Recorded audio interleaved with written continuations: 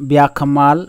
Kanwar Online TV channel kajan gwasame de tejo mijira majidit ka channel ke page je Kanwar Online TV channel gore jin be subscribe ko gore ba jin bi roch me bi je nyak ba kanide ko kien lere shalat gwasame ka tung nas kimen baling cha tanya nena mal rewich ko lankanti te ka gwaj me chala ro shi gwaj na mo jena banaling ka leda na chala da ni kon te ka social media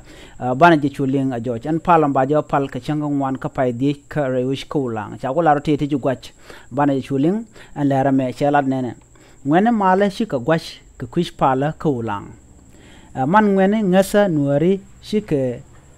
kwich mala ka chop ki ka use mala shi ka gwaj ka kwi pal mala min chara la ka baw pal re duar ko la ngene mala tin te ka juba shi kana la no pal mala min baw pal ko lang shi ka bichopten ko tele ka kut kano cha kwakten tolke ka kwi ngene kut kana mis en wa cham gwas pala cha ka tul ka tenene kokien akana cha ka tul ka tenene kokien te kan kwany ka tit use mala min tere wish ka juba chalar media kel mai kona ka bia kel media chikan right ka ke chikan right ka kwar use mala min te ka juba ni Alfred Taban chi Alfred lado chala no chicken bishop ko lang ko tele ka code chela nena konsine bishop ko lang ko yo ten chara la ka kwartin ngun yo cha ka kamne te kan kwany use mala shinne toto yo nang ka shot use mala ka shi ka kwany use mala ki kenba muktab mutal mar ka use mala ki muktab use mala tela kamar kamadian ke muktab use mala mitere wiki juba chala do namo chagwach kaneto chala do jel ka gola ka bon use mala jel kan ka bon ram chala gadwi kulan chol ajara min tol yo ka shot use mala kala tidial ka kwi palmin walat ka wulang ka lukke use mala tinta ka juba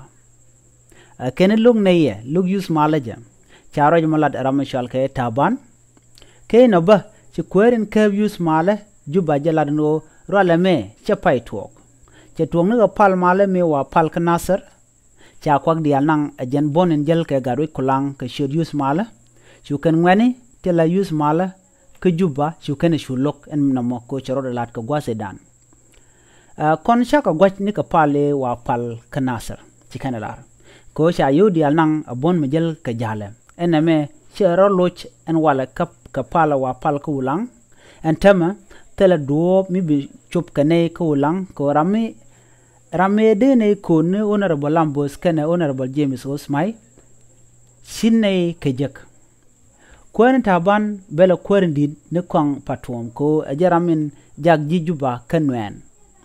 kwang patom be ka kuiduel wal man choro bon moj kane ti go tin jel ga jakel tichi te ka muktab yus mala gor kan yo ka shod yus mala ajarami nongro la me charo je malat ajaram chale taban ka do badana cha gor ka je ka social media karwaida men jak chelar nena palamo che pal yus mala la tabana ajana palamo a palmo dong misha ben shone shod yus mala rede tela rami butin ka yus mala tinta ka juba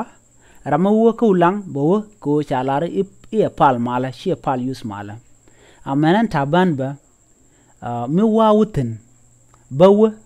ko cha cholo pal mala shet teda use mala cha rojo malat rama chal ka Alfred Taban jen la dana chalat ke je ka biya kel media chalaro biya rojo me biya chuling ka do badana chalat ke je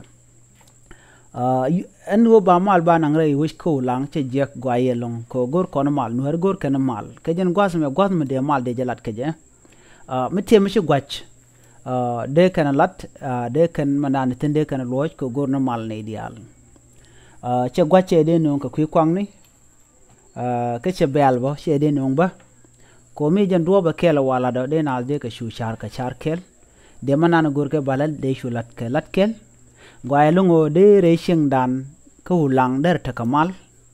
ko kon dial kon nuere ni nas gor kon mal racing nuere che gwa de nas de ka ga ki de ka robel ke de tak tiak titi kete goro de gush ka do bongo anan de gush ka en bel dana cha tup goro je oto de je lare mala de lare pali de je goro to charo de loch ko kon gor kono do mo be mal be ben ka jere nuare mi te ka mi choro de gwach ka nuare ba jalat ba japel baram dan te ko jor ba je ko jor ba jogno ma jeka leer me jen leer dan inshallah do to en pal mala mun walat kulang ka shan ka wan ka fay diich ron kindar jandaro de diok chala do gwache me che tuok tin ka wachero pay tuk che tuok ne ka tami dan shawlat ka nasar chala do te ka bon jel ka jale ka bon use mal de jel ka jalien kana to ka rwandi gur ke cha de tai ko run me cha dor tan rar chi me cha tan rar la beje long la ja gura dor balat e kene ne tuok ke kan ro nyo kurun cha goro to ba ling ni jepin ba goro balat practical ke ba latte george ba namo ba je palwe banaw ko wandi ko kien mi jira ma jiri ke jen channel me goro jin bi subscribe bi wandi ko kien ka queen wari bi ka chwaling tin ka tongnas bi ata kamal bye bye